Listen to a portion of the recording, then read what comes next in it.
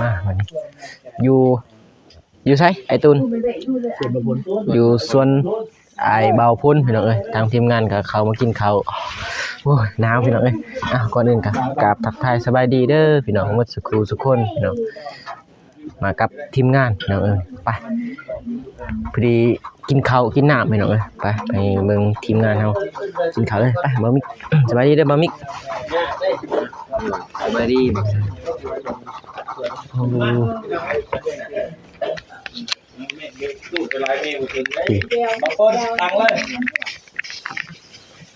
ไปพี่น้องเห็ดยังไงเนาะสวัสดีเด้อโดยสบายดีเด้อสบายดีจักมือแน่พี่น้องเลยนี่น้องพรสวัสดีเด้อบ่ได้เข้ากล่องเบาสายดนแล้วครับเอาบ่ขึ้นไปกินก่อนบ่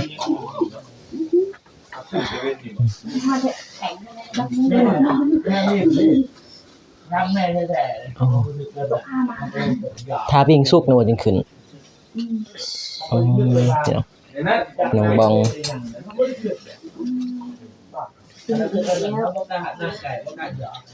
ตัวเรายังเลย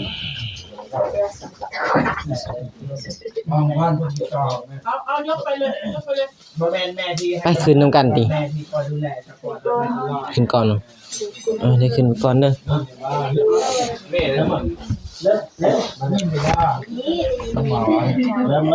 มาขึ้นมาขึ้นมาแม่ผู้หญิงไงน้องคนมาตีขึ้นมากินก่อน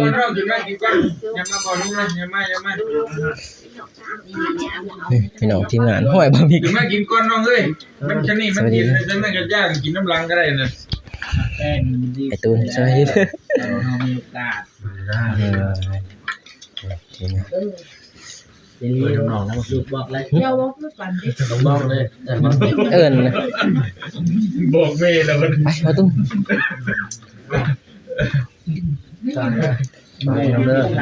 สวัสดีเด้อกินข้าวเด้อพี่น้องอะไรนะโอเคกินผมกินอยู่เก็บไว้ในใจตุนจัดการในตุนเลยกินข้าวเด้อพี่น้องโอ้ไม่เห็นตอนเตียงว่ามาก่อนกินเลยแม่ก็พอดอยู่ที่ห้องจะว่าไม่กินแล้วเรียกผมให้ทำพุทธเด็กกินยังตาเป็นยังคันหักลูกบ่คันหักจะยุ่งเห็นดูยอมตาเนี่ยตาเด้ออย่ายุ่งแสบเด้อขึ้นอยู่ดูสำเร็จเนื้อเลยมองบางว่าเฮาบ่มักคือข้าวคือเผากุ้งก้อยเฮาบ่มักเป็นยังครับอีกตอนที่ลองก็บาดไปแสบบ่ไอตูนนี่ลองเบิ่งบ่ยังมันนี่เจียวเจียวพูดตั้งมาดูไม่เขาบอกกินข้าวบ่มีก็กินข้าวไม่ใช่แท้ด้วยจอนน้ำจิ้มนั้นจะสามแบบหรือ3แบบก็แบบพริกป่นแล้วก็แบบผักอาจารย์รอลงเพิ่นกระเทียมต้องเฮาปีนั่นแหละอันใดครับที่บ่เขาเรียกว่านัดถนนนั้นบ่ได้ไปจะเถื่อยังบ่ได้เฮ็ดนะไปทางไปก่อนตัวเพิ่นก็พามาลูกว่าไอ้ใดบ่ได้เฮ็ดบ่ได้ปีอ่ะเอาใช่น้องขึ้นมาแม่เฮ้ยน้องพ่อเนี่ยมาแล้วขึ้นมารอแล้วหลายนะไอ้บ่กูมันได้อ๋อมาโลมาเบิดมาขึ้นมามานั่งซากางแห่ซามองตายหรอก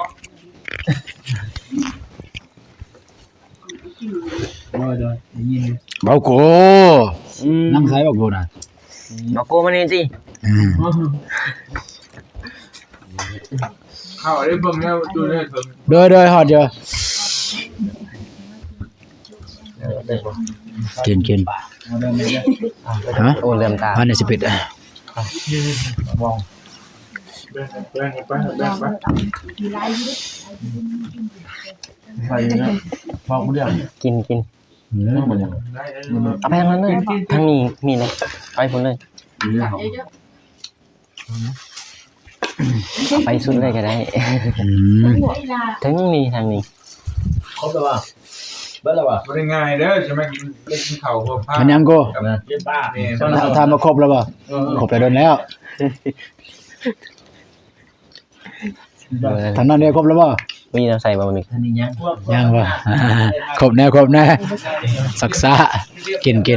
มันจะไปมาปิ้งแล้วบ่กินนี่เจลนี่มีคนใหม่คนหนึ่งอยู่ในมหาสมุทรแล้วก็มีเต่าตัวนึงบ่กันได้ที่เก็บมันเรื่องงานก็คือเต่าไปตามใหม่เมื่อยป่ะฮะบ่กำลังสิปอนมาบอกกินเองห่างกันจังมื้อ3มื้อ จังห่างกัน 3 มื้อ หลังเจอไอ้คน นั่งไกลที่ ไอ้ที่น้ามัน หมูยังหลายเด้อทางนี้เด้อแต่ว่าเบิดบ่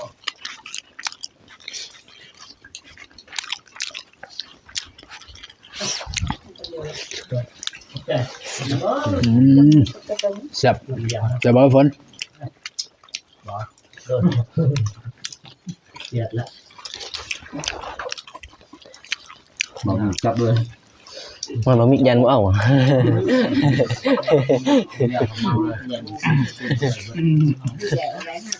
กินไปด้วยเลยป่ะ แต่ว่าไม่ทำก็ต้องวัด นี่เด้โดนช่วงนี้ ตบทางนี้ดำตาจัง ได้อยู่ ไปบ่ ดีแล้วน้องยังน้องมันยังว่าบ่เห็น สิได้เห็นหุงแล้ว แล้วใช่บ่ แซ่บบ่ลองก็เลย เจ้าเคินผู้ใดอยู่นี่ก็ได้เจ้าเคินไปผู้นี่ เกินไปสุดนี่ บ่ได้เยินผู้ใดเลยป่ะ น้องพรนี่อุ้ยซ้ำกันมาจากอายุอีกปี บ่มีหมอกินเลย20ปีโอ้ ยังมีหิวเดี๋ยวมาวนเดี๋ยวมา 21 เสร็จป่ะ โดย นี่23 โอ้23 โดน3ก่อน19บ่น้องบอง อันนี้19นี่23 แล้วให้บ่ ช่องไหน เอาอยู่หั่นมีน้ำอุ่นจ้ะ ต้มอาบดิเตาก็มีอ่ะ มาพอกันอยู่นี่พี่น้องเอ้ยโอ้ ก่อนเราเป็นยังไงก็เป็นอย่างนั้น บ่ได้บอกเพื่อนเนาะ แม่นมาพอกันอยู่นี่ คุณพาไปกับแม่ แล้วบ่ได้พอกันเก็บบ่ตูนนี่เลย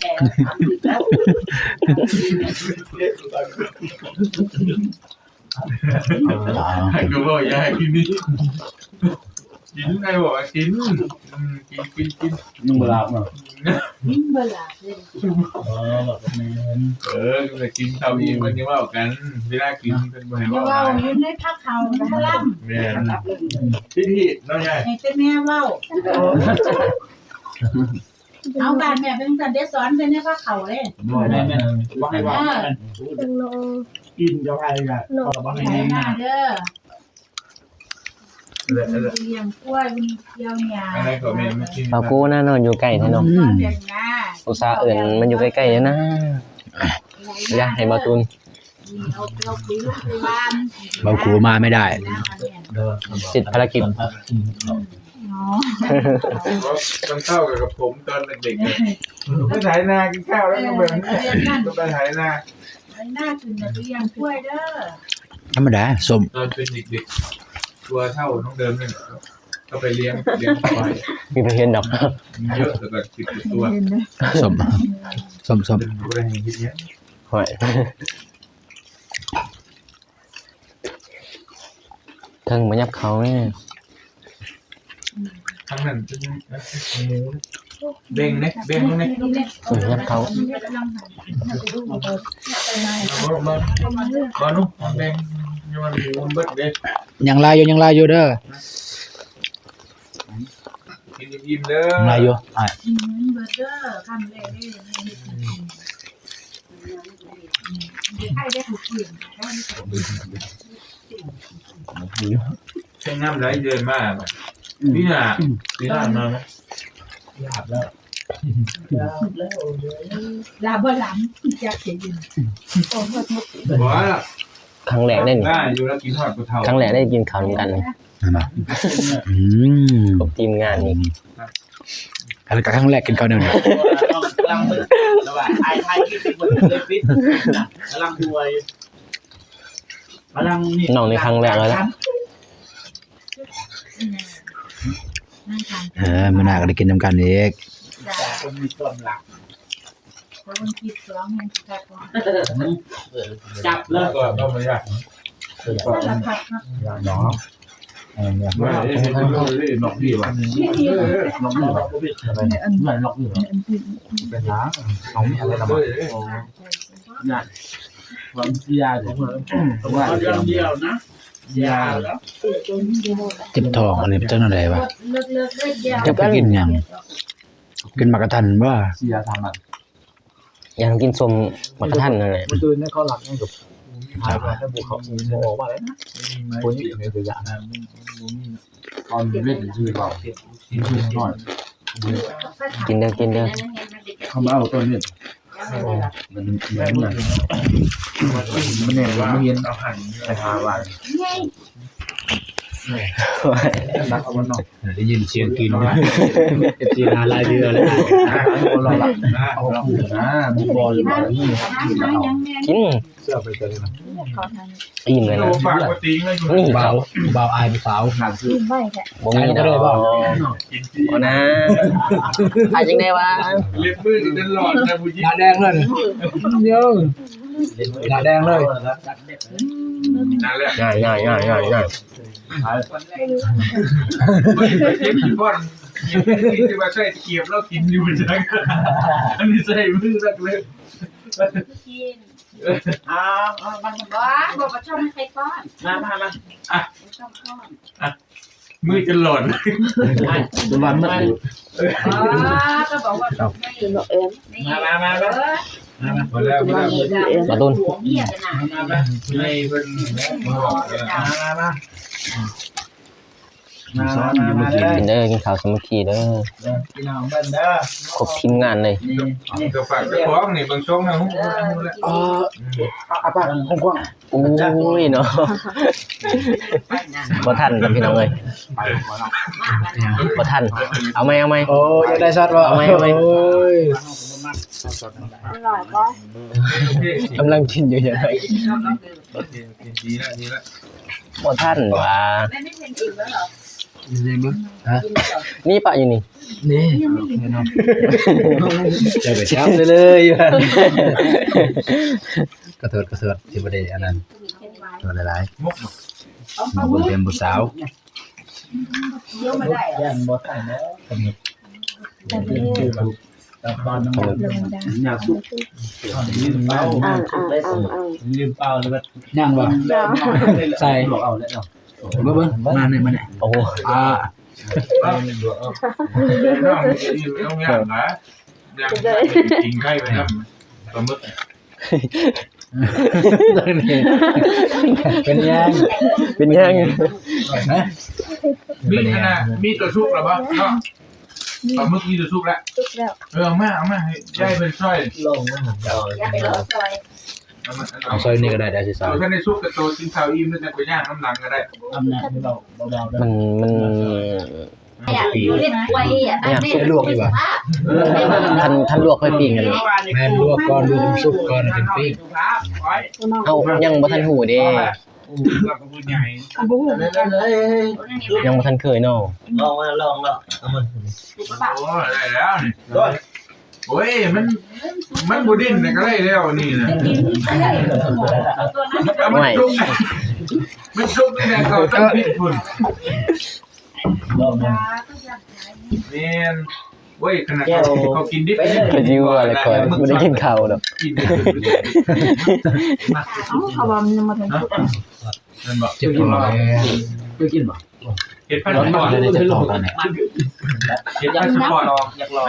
เดี๋ยวลองเห็ดพันธุ์ปอด แม่ สิมันกินมักกะทัน ว่าผมไม่ ไม่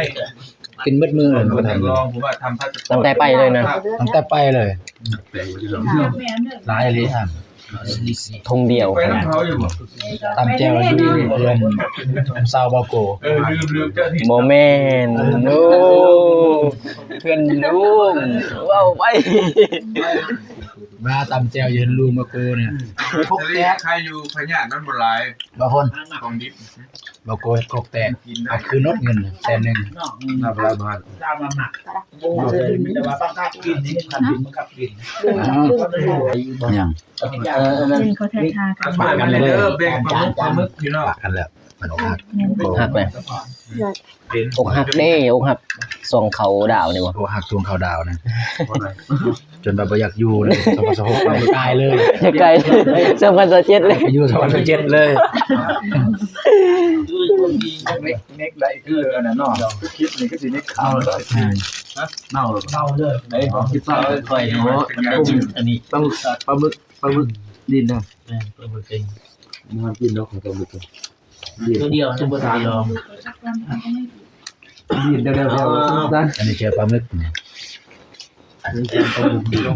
ลองว่าปลาหมึกอ้าว ทั้งหนึ่งคิดเอาเด้อ มีหลายตัวน้อยๆอยู่ สองนะ แสบบ่บ่แสบบ่แสบก่อนเนาะ เอาไม่บ่ทันเลยนะ ยัง ได้ยังได้อารมณ์ ไหลยังถาม ยังก็มียัง อ๋อไอโฟนเลยได้ เลย ลูกชาย กดแล้ว เบื้องต้นเท้าก ดแล้วแต่ไม่ได้พยานแล้ว ไปดิ ทั้งหมดน้องก็ได้ เทลงเห็นอาจารย์ได้ มาไปก่อนนะลงก็ได้ โอ้ยก็ไป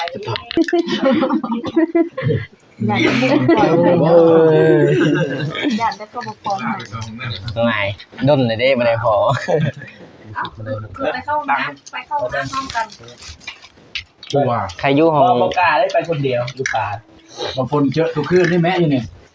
คนเคาะประตูคนมาห้องให้ ทำอะไรกาแฟวะ คนมาห้องมาตะโกนกัน บ่ถึงเลย บางค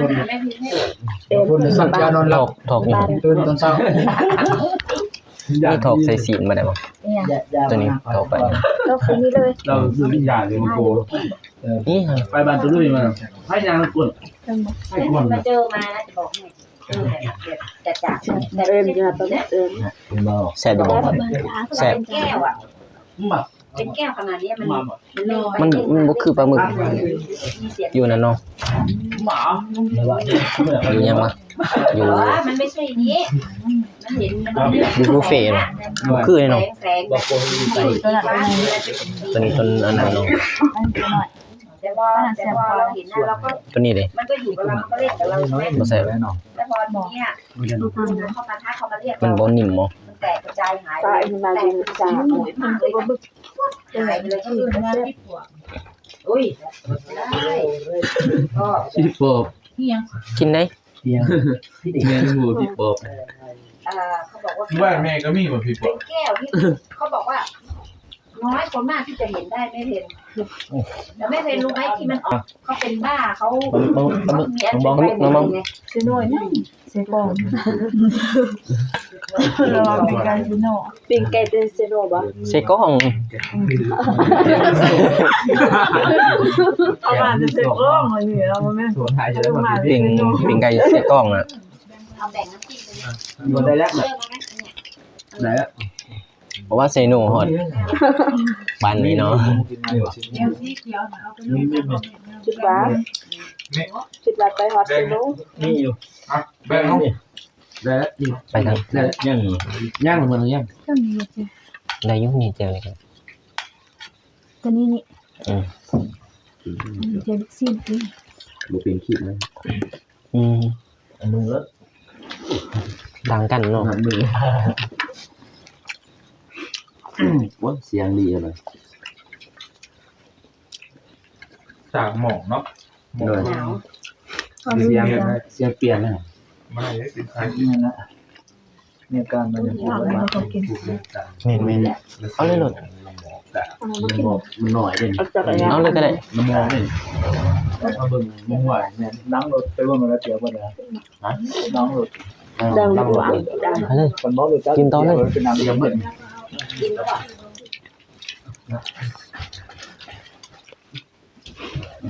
น้ำที่รถมา ดีแล้วผม นี่รถนะไปดีนะ ใส่กินเลยดูน้ำอัดลมเรียน ซื้ออันนั้นใหม่ น้ำมาให้ช่องแซนถ่ายคลิปเรียนเอาช่องแซนเอาบุญได้ไหม ๆครบบ่ อยู่เจ๊กล่อง ดีแล้วมีน้ำกิน บ่ใช่น้ำนั่นได้ถุง ได้ น้ำไม่ได้มาเรียนเนี่ย น้ำด่างวะ ได้ ข้างล่างนี่แต่เห็นนั่น คนมาเรียน น้ำด่าง นี่อยู่ลังรถตั้งแต่มา ครับ โดนตั้งแต่มาพุ่นสิก่อน กินเดือนไอ้ลง แล้วใส่เนื้อตัวอย่างต่อ โอเค ป้าห้องน้ำ ไม่ไว้สองคน กินเด้อกินเด้อ นี่คือจะไปหลอกมันนะ นี่น้ำ เข้าป่าไปแล้ว บอกผลได้ประโยชน์ได้ปุ๋ยใช้ทะเลใช้กาแฟ อะไรจะเบื่อ ใช่ สไตล์เข้ม ใช่ใช่ ปีหน้าปีนี้พอดีปีหน้าท่านไม่มาเดี๋ยวมีห้องน้ำได้อยู่บางเทือ ปีหน้าร้านแม่มาแม่เอ้ย แซ่บอยู่บ่ ปีหน้าแม่มา เฮ็ดเอง แซ่บแซ่บเป็นพี่น้องแซ่บ เฮ็ดเองมันอยากอิ่มตอนเราเฮ็ดเลย ใช้ปุ๋ยเต็มที่ เบิ่ง เรียบเดือด เบิ่งขอแห้งปิ่งอิ่มเลย หอมคุย คือว่าปิ่งเลยก็อิ่มเลยเห็น ฟันเขาลังลาย อิ่มเลย ไม่ไม่ทั้งนี้แน่กล่องทั้งเดียวโอ้ยย่ำมาที่ยุทธนา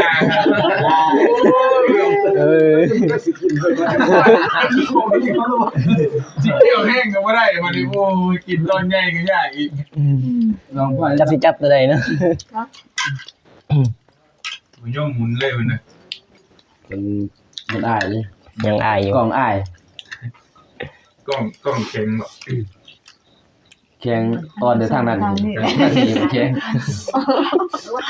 ทางนี้อ่อนทางนี้แค่ มาทางนี้แข็งเนาะกล่อง หันไปให้เขาทำเอาเนี่ยอร่อย กิน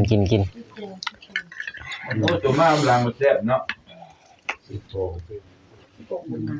โครงขาง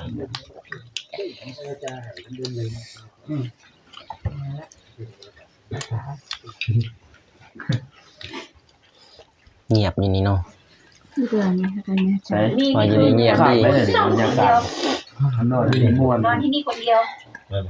อยากยันดึกๆนั่นแหละ โอ้ย ดึกๆยันสิบ่เงียบอยู่ คุย นี่ กับปู่แม่ตื่นกี่โมงตีสี่ปลุกแม่ตื่นน่ะใช่ไหม4 โมงหรือ 5 โมง ประมาณ5 โมง ตื่นแม่ตื่นนอนไม่หลับ ปกติเขาทำเดียว เขามีปืนเนี่ย โดนเทื่อได้สิกินอันนี้เลย มีปืนอัน เพราะว่า ข่อยโดนเทื่อได้สิกินเนี่ยนี่ ของพวกที่ว่าเขามีประสบการณ์นั้น บุรเราคนเดียว ตอนเป็นตลอดแต่ว่าถ้านี่หรือว่าเครื่องหัวมีแก๊สดอดไอ้เด็กผู้เชื่อตึ๊บมาเด็ก ปากมันเลยครับนี่ไร แบบว่าตึ๊บมาตีนบ่ได้เลย แต่ไปเฮาดิ้นได้เลยไปหาลูกมีดมาแบบไว้ในหัวนี่มีแก๊สเท่าไรเท่านั้น จะให้ดูนะ ลองคือ ที่เขา เคยดู เลย ฮะ บอง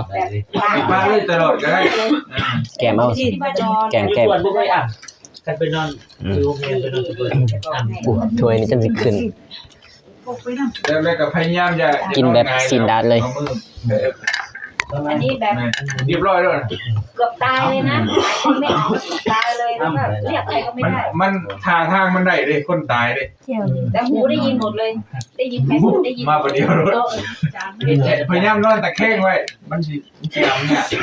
เนี่ยแม่พิมพ์ถูกที่มัน เนี่ย เหรียญพญาคุดเนี่ยพญาคุดเนี่ยพกไปตลอด บาท อิ่ม ล บ่ องไปเซิร์ชเข้าไปดูหน่อย เอาเขา เดี๋ยวเราพูด ใช่ โอ้ยตกซะไม่ถูกเอาไหม คืนนั้นนอนโรงแรมไหนนะแม่เพนที่แม่เพนบอกว่าแม่เพนนอนแล้วหนูนอนไม่ได้อ่ะอ๋อท่าแต่ง เจ้าต้องนั่นกิน มันไม่รู้มันตกใจเองนะมันได้จำผิดตกใจไงตกว้านี่มาก่อนนอนสามไม่เป็นมัน สะดุ้ง สะดุ้ง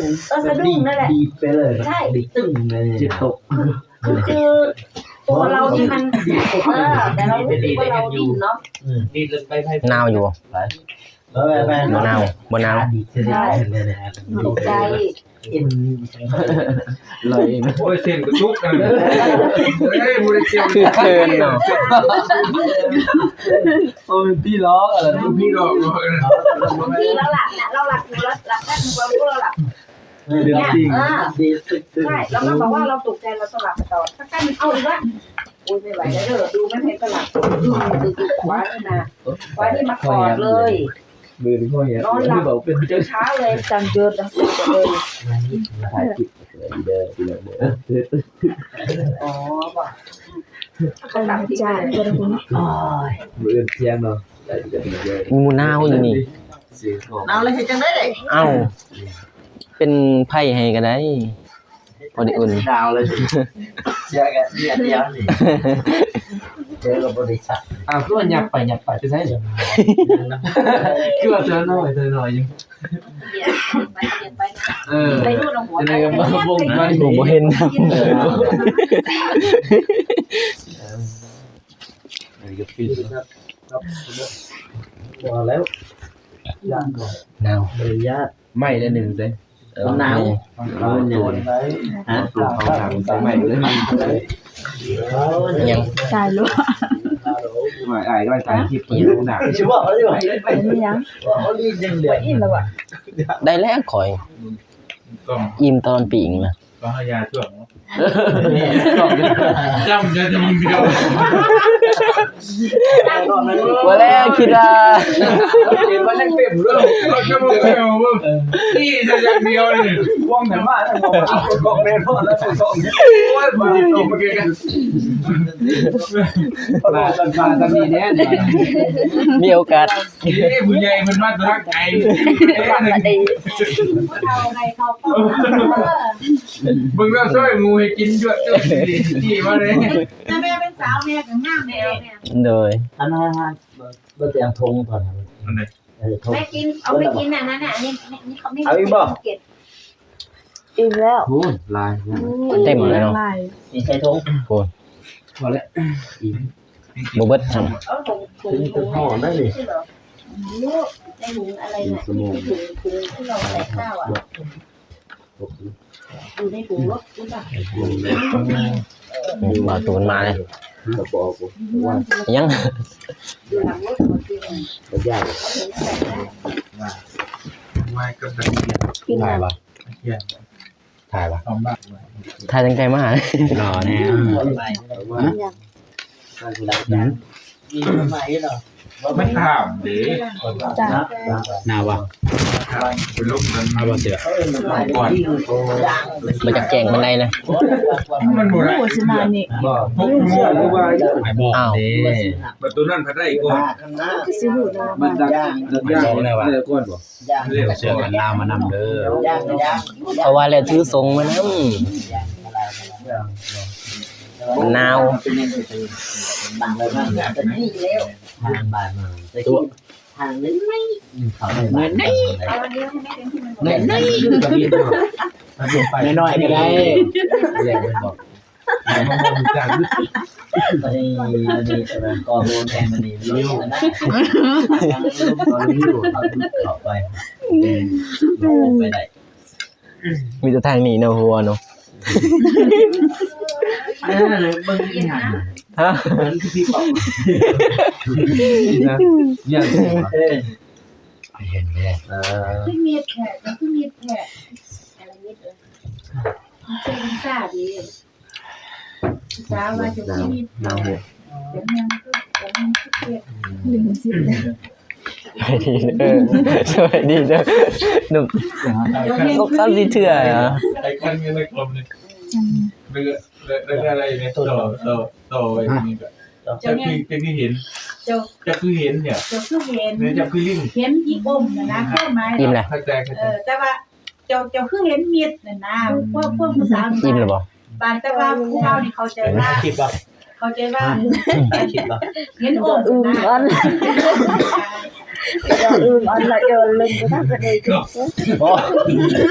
ทางนี้ทางนี้ บ่ยังถามมันถามว่าอิ่มบ่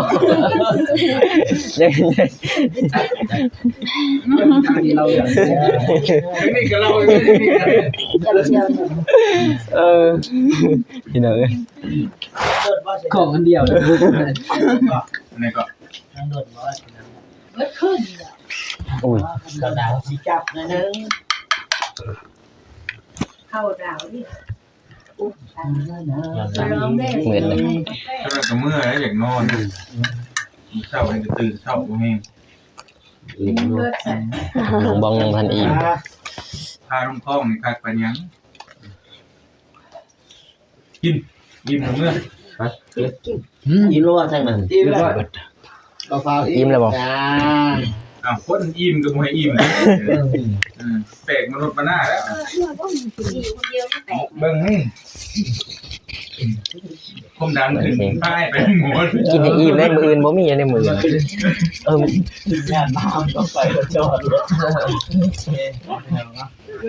มันหลายโพด เกิน มันหลายโพด ก็คือจำประยมกินอยู่นั่นน่ะให้ตัวเลี้ยงแม่กิน กินไรแม่กินไร ว่าเอาตัวไม่กินบ่ ยัง จะไปก็ไปไง ใส่ทงเลย สบายดีเด้อ จะเอาอะไรจะได้จะได้ห่อจะถุงก็ได้ เอาใส่ทงเลย จะถุง ใส่ทงเลย ก็ได้ยังกินบ่ ใส่ถุงเลยเด้อสบายดีบ่ใช่ สบายดี ไปดิพวกเมื่อไปกินมื้นได้กินทั้งห่อ ใส่ทงไว้มื้อน มากินน้ำกันนะห่อมากิน มามิกไว้ดิมามิกไว้ดิ ตำมาหุ้งขึ้นแซ่บ เปิดดิ มื้อนยังกินอันนี้พอแล้ว ดุนได้อีกเลยยาโอ้แห้งขนาด จะเอา ยังก็บ่มึกบ่ล่ะ ให้ใครทำกินเนี่ยน้องจะเอาไหม ได้แล้ว ยังมัน ใส่บะโกไอ้บะโก เอานี่แม่เอาจะใส่ถ้วย สุดยอดแล้ว ใส่หมู เอาโคสนบกโคเวีย โดน เอาให้ลูกให้เมียเมื่ออันนี้นี่เอามือ มื้อได้ เกี่ยวทำไมบ่ ให้ที่จะ เดี๋ยวมื้ออื่นเราสิไปกินน้ำ เอาใส่เลย อันนี้แหละมีเมียนะ โอเค ได้ท่านมีก็มีเมียแล้วได้เฮ้ย น้องนักนะแต่ว่าไอ้น้องก้อน กำลังมาแรง สลายน้องเลย เอาถุงนึงไว้บ่อย สวัสดี เอาเรือเลย ให้กระบอกให้เลย อันนี้คือดังอีก ปืนสิไปกินน้ำเด้อ ด้วย จะกินน้ำเด้อ ตู้เย็นเลย เอาอะไรอีก ใส่ตู้เย็นตู้เย็นใหม่แต่ว่ากำลังซื้อมาใหม่ๆนะ เอาอีกเอาสู่เราเป็นเดียว เป็นระบอลเลยมันควรกองใส่กันเลยแหละจะมาควรกองใส่กันเลยตามที่แม่เห็นเนี่ย เป็นคนรอ ตอนนี้ฟังต่อไปให้มันฟังแล้วก็จะโอเคอยู่เขาไม่แม่พูดอ่ะไม่พูดอ่ะ วนเลย ไม่บอก เราดูน้องทำได้ไงบอกแค่อยู่เฉยๆ เขาไม่พูดไม่ก็พูดอ่ะ ก็ที่แม่ อิ่มแล้วเปล่า ได้แต่ไม่เวลาเป็น แบบว่ามิกอิ่มแล้วคืออยู่ผม แม่เรา อยู่ทางล่างน่ะครอบคลุมบ่เป็นบริการเนอะเอาเด้อบริการครับ อันนี้ก็ไว้กินมื้ออื่น ตลาดก็ทำมาตัวเอาอย่างตลาดต่อ เดี๋ยว เก็บของพี่น้องบาวใส่ค่ากับของเป็นสีสวย ตลาดก่อน เอาใส่น้ำจิ้มไงน้ำจิ้มให้น้อง เอาน้ำจิ้ม แก้วนะ อันนี้ใส่ ใส่แก้ว ตักใส่อ่ะ ตักใส่เจียวเนี่ย แก้วต้นดำ ทีนี้ถ้วย เพราะดำแม่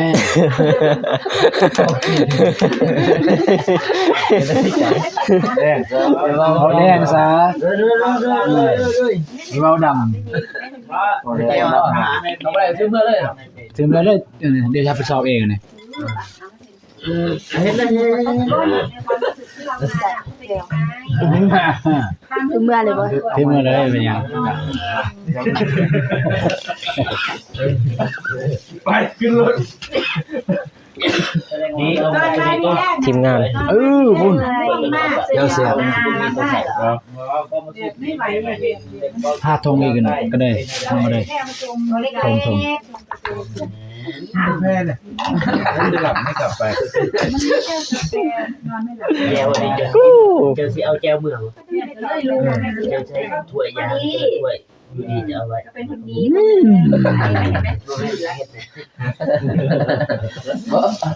อันนี้จะใส่นั่น เท่าไหร่นะ อันนี้เยอะอะไรจะมา เดี๋ยวเอาที่ลงนี่เขาลงมาได้ เท่าไหร่เข้าบ่ จะเอาแก้ว แม่ลูกเลย จะสิถอดจังได๋เป็นนะ โอเคพี่น้องกินอิ่มอร่อยเลย เขาลงมือได้ได้ แต่จะได้ออกเดินทางไปเลยไอ้ส่งแต่ละบ้านน้องบองสาวจูน บ่เห็นบ่บ่พลบ่ให้บ่พลบ่ให้เข้าใจบ่บ่พลบ่ให้ถ้วยแม่นเข้าใจบ่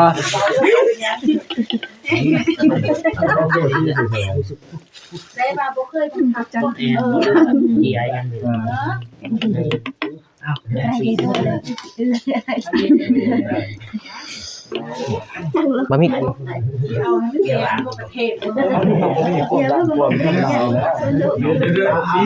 ไปก่อนไปครับไป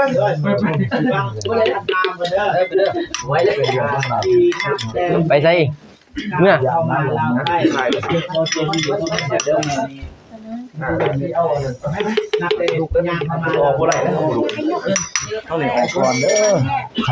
ันต้องไหวมันทำมาเสื่อมเหมือนนี่ล่ะ เนี่ยพี่น้องไอ้ตูนไม่ได้ไอ้ตูน ได้นะคนดีหรือบ่ดีเว้าเลย ซิมขนาดเนาะว่านเนาะ แล้วพระพุทธเจ้ามีตัวว่ายังจังว่าตัวที่รักนี้จากเมียไปบวชทิมเมีย โอเคพี่น้อง คนรับผิดชอบ เอาบ่แจวนี่ เอาไว้เลย ต้นทิป ก็เตรียม ผมเจ้าเอาไว้รถ มาแล้วมาแล้ว ว่าจะ หา ผมจะ ยืมก่อนนะ นี่เข้าไปโดย ไปเมื่อไปรุ่นเนี่ยหรอบ่ไป ถ้วยบวงเด้อเมื่อบ่ กุ้มค่าขนาดเนาะ ถ้วยบวงเอาบ่ถ้วยบวง ได้กินแต่ห่อเนาะโอ้ยธรรมดาเลย พอกลับบ้านอีกเนาะ ตื่นไปเช้ามาบ่เอากระทะเตาจะกระเทลงไปบ่นี่ บ่ ทอดเด้อ อันนี้เอามาล้างเด้อเดี๋ยวมื้อสิไปเอาฮะมื้อ บ่กูเฮ็ดโคกเป็นเตะ ขกแตกเลย ชื่อก่อนครับน้องสาว แตกเลย โอเค ไอ้ที่ จะออกได้ออกเดินทางพี่น้อง ใส่เกลือ โปรแกรมในบัตรอันนี้ไม่เอาใส่ถุงให้หมดเหรอเนี่ยน้ำที่มันเหลือเราก็ไปเย็น ไปเลยได้จ้าเลย เบาโกเฮาขยันว่ะ มันเก็บที่ได้ลงที่เขาอาบน้ำ นี่ บอกโก้เนาะ สุดยอดแล้วนะ โอเค พี่น้องเบาสายก็จะได้จบคลิปก่อนพี่น้องเพราะว่าทีมงานจะได้ออกเดินทางไปพี่น้องอ้าวโอ้โหบ่เห็นพี่น้องเอ้ยมืดโอ้พี่น้องก่อนอื่นก็กราบขอบใจเด้อพี่น้อง FC ทุกคนกามาติดตามชมช่องเบาสายก็ขอให้ได้มีความสุขความเจริญเด้อพี่น้องอ้าวพอกันใหม่คลิปหน้าพี่น้องคลิปนี้ขอกล่าวคำว่าสบายดีพี่น้องบ๊ายบาย